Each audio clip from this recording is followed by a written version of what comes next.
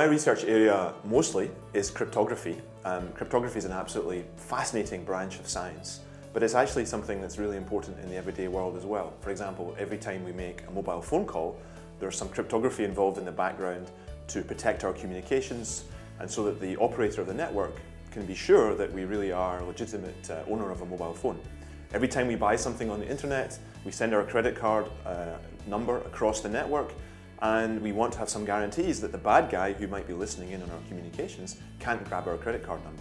So cryptography is all around us. It's also something that a lot of the general public maybe don't actually know that they're using. It's something a little bit hidden. It's also connected with history, with Bletchley Park, with spies, and so on and so forth. So it's a really exciting area to work in. I'm really interested in both the practice of cryptography and the theory of cryptography. So let me say something about the theory.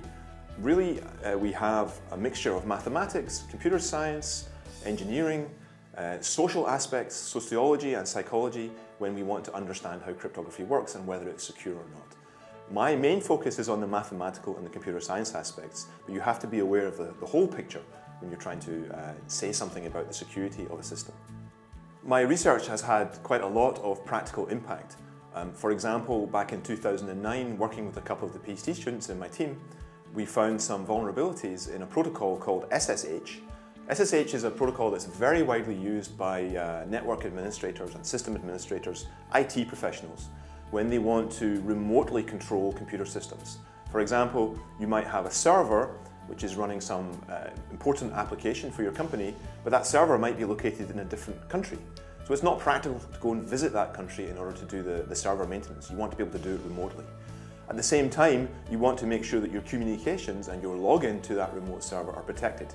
And SSH is a protocol that provides those kinds of security services. What we found by looking very, very closely at the specification of this protocol was that it actually had an inherent flaw, and we were able to exploit that flaw to make an attack against the protocol. And in this attack, we were able to recover actual passwords or plaintext that were meant to be protected by the protocol. Now this led in fact to about 10, 11 different companies updating their software for SSH in response to the attack that we found. More recently, last year, we were studying another protocol called DTLS. DTLS is a protocol that's used a lot, again, for secure networking. It's very widely used in the industry, and we found that some of the countermeasures that should have been put in place to known attacks against related protocols had not been used for DTLS, which meant that we were able to get an attack against the protocol. And as a consequence of that work, a couple of vendors had to update their software. Much more recently than that, I've been working a lot on the underlying cryptography that's used in chip and PIN cards, or payment cards, debit cards, credit cards, and so on. That's a protocol called EMV, and it's a very, very complex protocol. And in future, EMV might end up using a new kind of cryptography called elliptic curve cryptography. And working with collaborators at a number of different universities and also at IBM Research, we were able to do an analysis of the EMV protocols and actually prove security properties of these protocols and prove that if they were properly implemented, then they would give the expected security level that we need for that kind of system. One of the really great things about working at Royal Holloway is the master's program that we have, and I have the opportunity to pop up on that master's program and give lectures on things that are important to me from a research perspective. And so I'm able to take the latest, greatest research that I'm doing and that my colleagues are doing, my collaborators are doing, and actually directly reflect that in the teaching that we do. For example, a few years ago, a new vulnerability in an important protocol called TLS was discovered.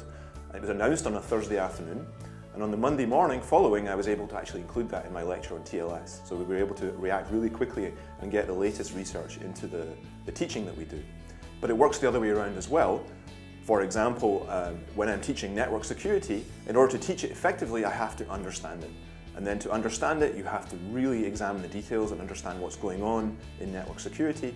And then very quickly you discover research problems in that area, particularly related again to the use of cryptography in network security.